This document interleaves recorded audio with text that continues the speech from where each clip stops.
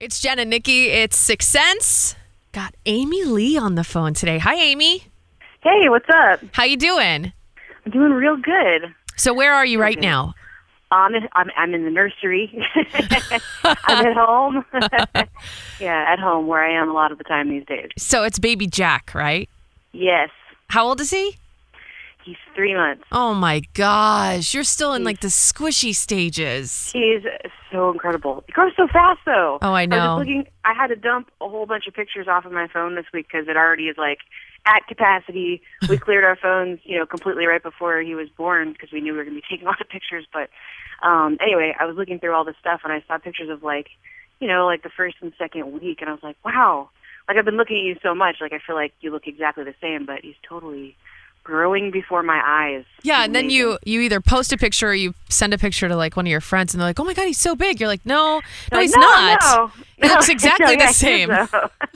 Yeah, it's amazing. It's an incredible thing. It really is. I have a 7-year-old, and yesterday mine threw up at school, so that's what you have to look forward to in front of all his friends, and they thought it was the coolest thing in the world. Well, see, mine just throws up on me. Right?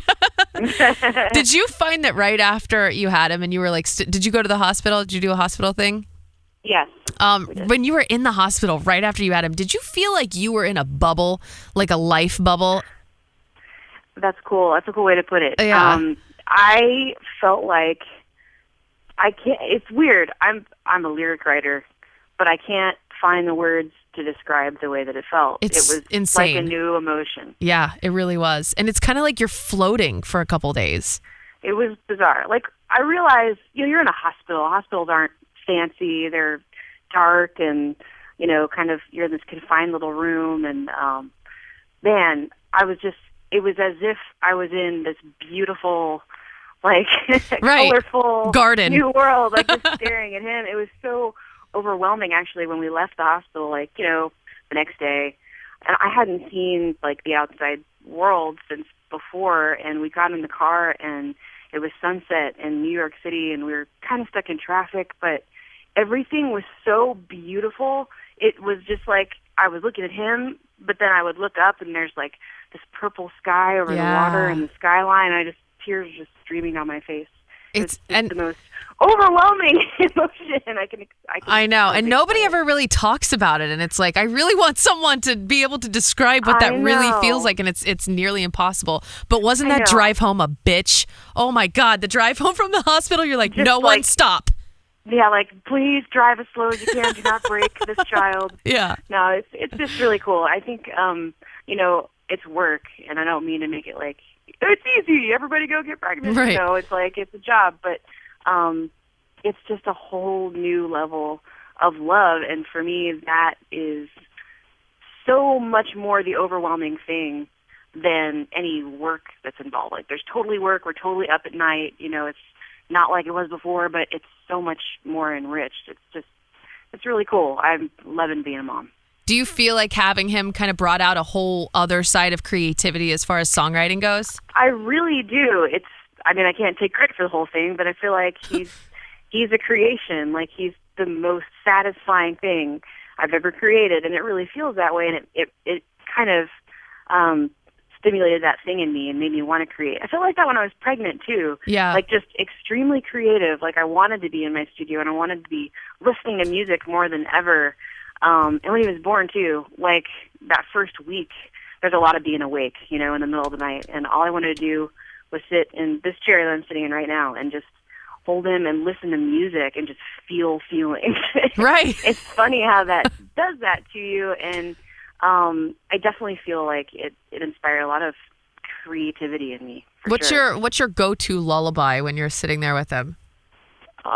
Actually... Or do you make up your own songs? Because that was my favorite thing to do. I do. I make up silly, stupid stuff all the time. But it's, I don't know why this happened, but it just started coming out. Oh, Danny Boy, the old Irish song. Yeah. But I put his name in it, so it's like Jackie Boy. Aww. And he's like, yeah. You wanted one time to look at you and be like, fuck yes, Mom, this is awesome. But he's cool. Just a tiny little squishy cool to man. Have a little admirer like that. He definitely loves us, you know, he can't help it. We're like all he knows, but he loves music. I'm sure he does. Like, he definitely is smiling and responding to it. Oh my gosh. So cool. this new album is quite a turn from what we're used to with you. Yeah. Where did it come from? Where did this whole thing stem from in your mind? Well, you know, it didn't start with me because it started with this film, War Story. Right. And living in New York has been really cool because, and the whole Evanescence thing has been obviously really cool for a lot of reasons. But one of those reasons is I've made a lot of good friends and connections that are really talented people. And I met Dave Egger a decade ago, who's really the main person, the music director of the score for the film. Right. And he brought me into it. We've played together for a long time. He plays the cello. He's a brilliant musician. Anyway, like, we've been looking for fun. He knows I'm extremely creative. He's so crazy out there creative, and knows that I'm just looking for whatever fun thing he can think of that he wants me on. So he was like, hey, why don't you like come in and play some piano on this thing? And it ended up just kind of spiraling out of control. Like, I came in one day and we did the whole kind of classic thing. And the whole thing wasn't this way, the whole writing process Right. of the film. But this first day, we literally had a clip of the film and we were watching it while just freestyling. Is that kind of how it happens whenever you do a soundtrack? I mean, for any movie? I don't know. Honestly, in my experience, not at all. Like, Okay. they're so protective of their work, and so scared that it's going to get leaked onto the internet that you, a lot of times, if you get to see anything, you have to go in person and sit with someone and watch it, and then you can leave and remember it. Gotcha. But we got to actually sit in a recording studio and watch it and just play to our feelings in the scene. And that piece of music, we literally just, you know, on record, jazz style, stream of consciousness, made this cool track. And it didn't make the film. It was just the first try that we ever did for anything. But that kind of was part of this ongoing theme. All this cool music happened, and the inspiration for all of your original question, it was literally just following the director and following what the characters wanted, you know, emotionally. But then it turned out that we had all this music that didn't make it also, that I loved, and we'd made ourselves, and it just felt so good and raw, and I didn't want to waste it. So I was like, I'm not throwing this stuff away. Like, we're going to make an album out of this. I'm a free agent now. I can do what I want. I don't have to ask anybody's permission. So is that what you did? You just kind of put it on an album, and you were like, this is what I want to do? That's so awesome. Yeah, I just sort of took control of the Aftermath project completely, and, you know, did a lot of producing and engineering and recording and craziness in my studio. And, you know, it's fun being kind of the one to go, okay, it's done, you know, like, yeah, and pushing a lot of the buttons. I don't anticipate that I'm going to be just doing that every time now, and I'm going to produce all my records and do everything completely myself. It's cool to know that I could, though. Yeah. It's cool to know that at least for this project, I felt really liberated and equipped and independent and strong, and it was really good. So have you produced before, even a song for somebody else or for you? Little things. Okay. Nothing huge. I mean, you know what? I'm the person that makes our Evanescence demos. I mean, I have been for like I don't know, like 10 years. Right. Like something like that. So it starts off like you don't have to feel like, oh, this doesn't have to be any good. I just have to be able to record us. But then for me, definitely, it's become more and more of this creative outlet hobby thing where you get more and more into the loops and the tracking and the analog keyboards and the fun toys. And I've definitely gotten better at it over the years to where I was like, hey, you know what? I have a skill, and I'm just going to trust myself a little bit here and not feel like I need a big name producer to come on this indie project. I can do it myself. Right. Did you feel like you were pushing yourself? Yeah, totally. Yes, I have to feel that way to like what I'm doing. Yeah, right. Did Dave help you push yourself, or were you pushing him? Definitely, he does. We push each other, but I think it's cool because Dave will come up with a creative method. He'll be like, okay, let's do this song, but let's only use, like, I'm trying to think. He made this one song, I think it's like the last track on there, that is like this combination of, it's cellos, but they're each honestly like playing a different song, and each one bleeds into the next. And it's just a really weird method that he kind of made up for himself to challenge himself. I mean, he's really talented. I almost think like he gets bored. He does, just playing the cello. So he's like, how can I make this weird? He'll turn it sideways, play like a guitar. That's awesome. So there are a lot of fun things like that. And there was a track, too. Chuck Palmer also was a part of it. He's a percussionist. He did some producing. And he had this cool track that he and Dave had done that was cello, and it was really pretty. And I was like, man, put some loop percussion, like make something out of this. And he did, and it was just this cool instrumental track, and a lot of the album is instrumental. Right. And I was like, I don't know, this needs more. I want this little thing to be more.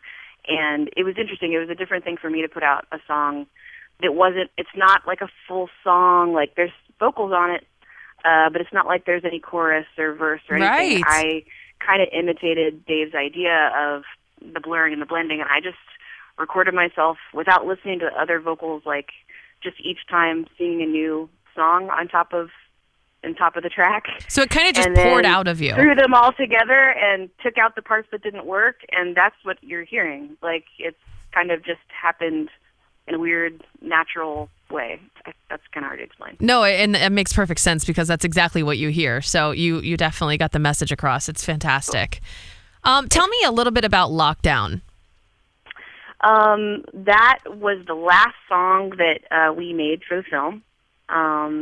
We'd done everything else, and we even went to Sundance, and that song wasn't finished yet. And there was this main thing that Mark wanted, the director, and he was like, man, it's got to be. And he really was cool. He was directing it. We came up with a couple of ideas, but I had the groove for that verse going and showed it to him, and he loved it. And I kind of originally was like, it doesn't need a chorus. Let's just let it be this vibey groove. Mm-hmm. And he was like, I just want her feelings to explode in the music because on screen she's so pent up, and it's just her face, and she's just standing there feeling, but you have to know that she's feeling like crying out. And it needs to just go to this other place. And I was like, all right. And that wouldn't have been, it's cool to have, I love collaborating like that because I wouldn't have gone to the other place that I went to make this chorus part, which is such a like left turn for the song. And I love it. I love it when it gets to that part. It makes me feel really good. And it's definitely because of the way he was pushing me. And it made me happy to not only satisfy him, but to sort of surprise myself. And tell me just a little bit about Push the Button. That was, of course, that's the like sex scene. That has to be so weird. It was funny because they showed me the clip, and it's, it's what it is. And I was like, all right. I remember I wasn't even thinking of being the one to write that song in the beginning. He wanted to do a placement, but they didn't have a lot of money for a placement. He wanted it to be some like pop song. He wanted it to be like she couldn't connect with what they were feeling. You know how like when everything's really messed up or when you're feeling really awful, it feels like sometimes the world is not in sync with you. Right. Like you're so depressed, but the sun is shining really bright. Right. I should be happy. Yeah, like, oh, the world doesn't understand me. I'm so alone. Right. So it's kind of like that he was kind of creating a contrast. And he kind of wanted to be like a bad song, like a crappy pop song. I was like, don't make it a crappy pop song. I was like, this is a cool moment that you could do something cool, like make it cool, but still create that disconnection with her. Right. Which just like doesn't feel like dancing in a club. And I think to some degree that's sort of the vibe of the song. So I sat down in my studio, and I did get to watch the clip, and I literally watched the rhythm of what they were doing and started the click track there. You're a hero. And, that's amazing. And I thought to myself too, I was like, okay, I'm smiling the whole time. So like, this is different for me. This is funny. Like, there had to be embarrass myself. A part of you that wanted to make like the cheesy. I think in my mind there is an alternate song that you made that's like butts and boobs, butts and boobs, butts and boobs. There always is. You should know that there always are alternate lyrics. But literally, like, it was in this cool, safe place because I kept thinking, he's not expecting this out of me. He's not expecting me to nail this scene. Like, he's going to find some placement if I don't. And I can just throw it away and show nobody if I'm totally embarrassed by what I do here. Yeah. But then in the end, I started really digging what I was doing and listening back and feeling proud of it. So I was like, awesome, I can't wait. And you just, get on a roll, and then then I'm excited to show him, so make it as awesome as I can. Okay, check it out. Yeah, it's fantastic. I loved it, so all right, so the typical question, but I'm going to go about it in a different way. When you are writing or you're thinking in a creative space and you have, some lyrics in front of you, do you think, I want to put this on an Evanescence record, or I just want to keep this and put it somewhere else and see where it goes? That's always kind of a thought and a little bit of a decision. And I definitely feel like both things exist inside me. And there are songs that I have in the bank that are both, like there are some things where I'm like, oh, well, that's like an Evanescence song, and that's sort of in the Evanescence pile of the bank. And then there's other songs I'm like, I don't know what this is. This is something that's me for something else, and I haven't figured out what to do with it yet. It's funny. I definitely went through a long period of time between The Open Door and the last record where I didn't know what I was going to do next, and there was just all this music flowing out. And there's just a big pile of really cool stuff that I still want to do something with that isn't exactly Evanescence.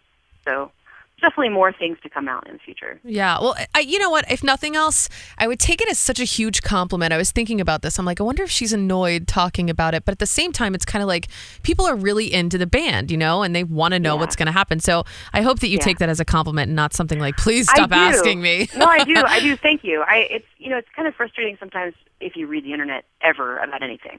So literally, like, I get a little frustrated when I will literally say, yeah, no, the band's not over. We're just not doing it now. Right. And then every response is like, no, Evanescence is dead. It's like, man, that's so not what I said. Why do you have to make drama? Like, I said I'm not doing it now. Yeah. Totally open-minded. And I don't know, I would just get bored doing the same thing forever. There's more to me than that. Absolutely. Well, thank you so much for spending time with us today, Amy.